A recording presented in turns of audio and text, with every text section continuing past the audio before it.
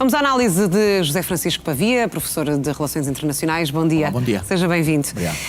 Depois das acusações russas de um ataque à casa de Vladimir Putin, depois da irritação do Donald Trump com esta investida da Ucrânia, alegadamente, e da Rússia dizer que vai repensar a sua posição nas negociações, o que é que acha que vai acontecer com estas conversações de paz? Vamos ter aqui, no fundo, Vladimir Putin a tentar condicionar a posição de mediador de Donald Trump, ou podemos mesmo ter uma desistência de Moscovo destas conversações?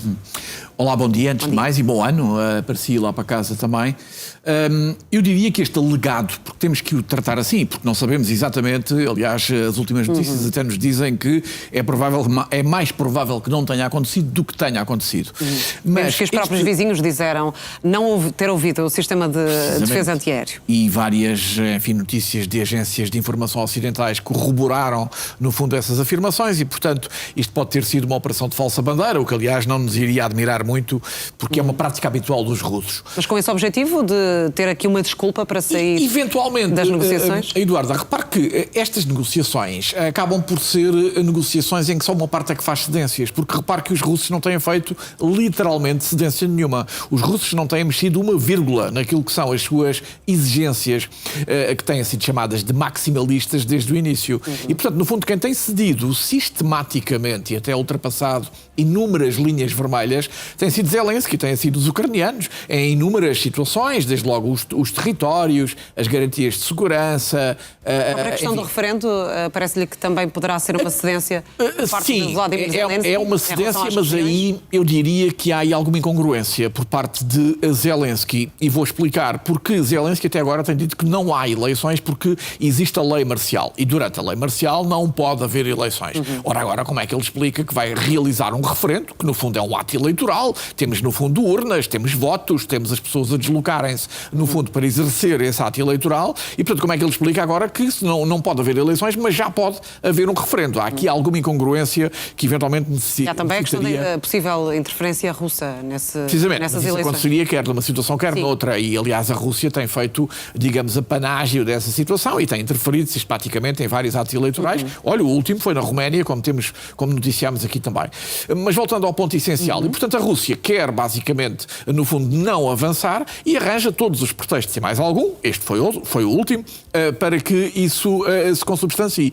E depois também avança com estas armas, com estes mísseis Oreshnik, que são mísseis hipersónicos, que podem também transportar ogivas nucleares, numa tentativa clara de alguma maneira pôr pressão não só sobre os aliados ocidentais, mas também sobre os ucranianos, e avança com isso num país que é o seu aliado, aliás, que é a Bielorrússia, destacando tropas para o norte da Ucrânia e, portanto, obviamente, fechando um pouco o cerco à Ucrânia. E, portanto, há duas mensagens...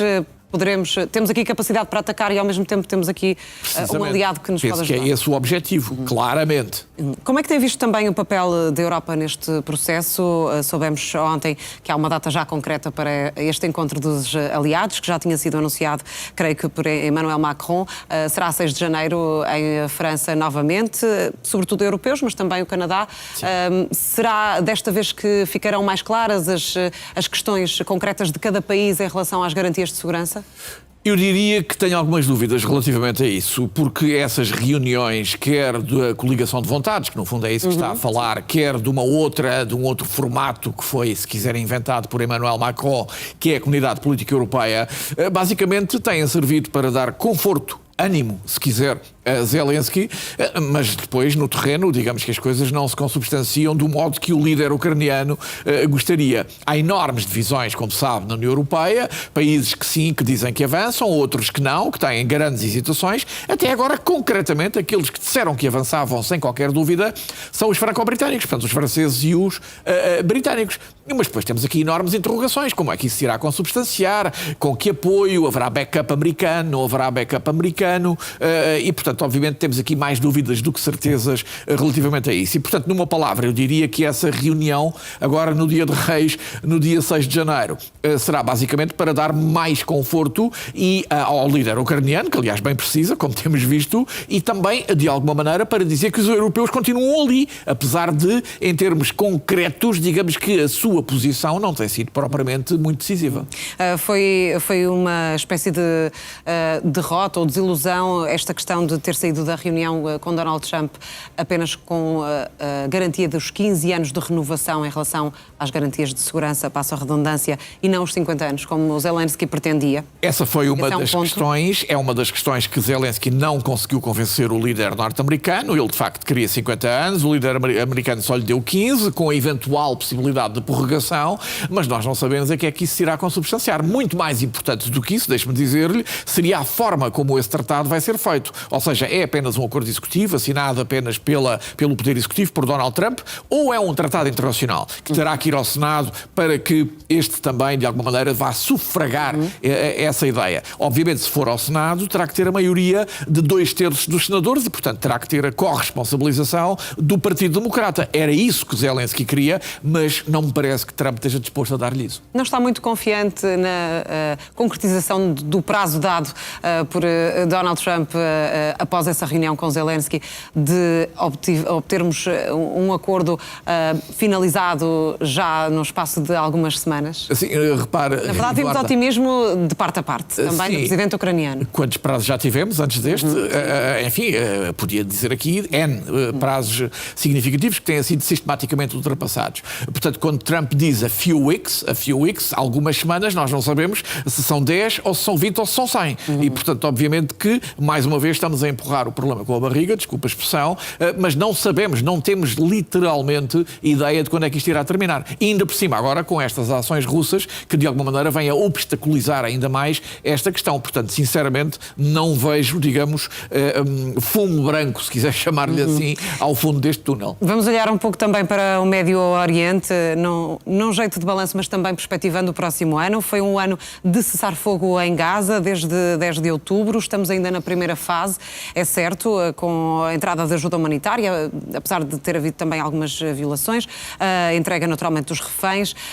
Falta a segunda fase, será algo agora mais desafiante com a esperada e prometida entrega das armas por parte do Hamas, e depois deste encontro de Netanyahu e Trump ficou muito claro que essa é um ponto do qual nenhum dos dois vai abdicar.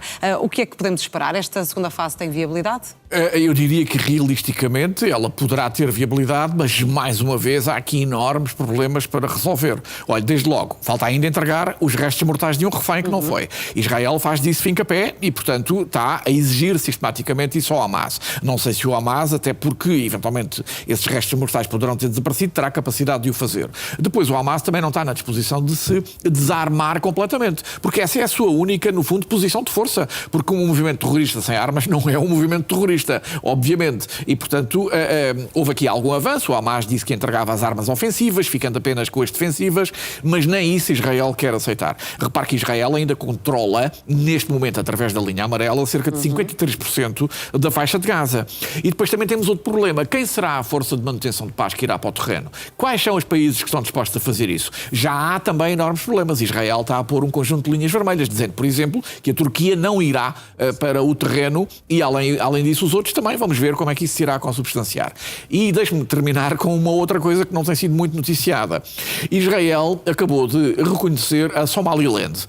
Não tem sido aqui muito noticiada. A Somaliland é um pequeno território da Somália que tem uma autonomia muito significativa. Porque é que Israel foi até agora o primeiro e único país a fazer isso, tendo, aliás, granjeado a condenação internacional significativa? Porque um dos objetivos disso é, eventualmente, esse território ser o destino dos palestinianos para onde Israel os quer enviar. E, portanto, repare, Israel não desistiu desta ideia de transportar os palestinianos basicamente da faixa de Gaza. Também partilhada pelo presidente norte-americano. Por Donald Trump. E, portanto, vamos ver se isso não será, digamos, a abertura de um caminho para voltarmos outra vez a essa ideia, que é uma ideia absolutamente estapafúrdia, deixe-me dizer-lhe, mas que, pelos vistos, continua na cabeça de Netanyahu e Donald Trump. Passaram ambos a mensagem que pretendiam de união neste encontro, ou ali em relação à Cisjordânia acabou por ficar claro que nem sempre os dois aliados estão de acordo. Donald Trump gosta muito de percentagens, eu também vou utilizar aqui algumas. Eu diria que em 80% dos pontos eles estão de acordo. Depois há ali alguns pontos de fricção. Olha, esse é um, por exemplo, a questão da Cisjordânia e do avanço sistemático dos colonatos que J.D. Vance e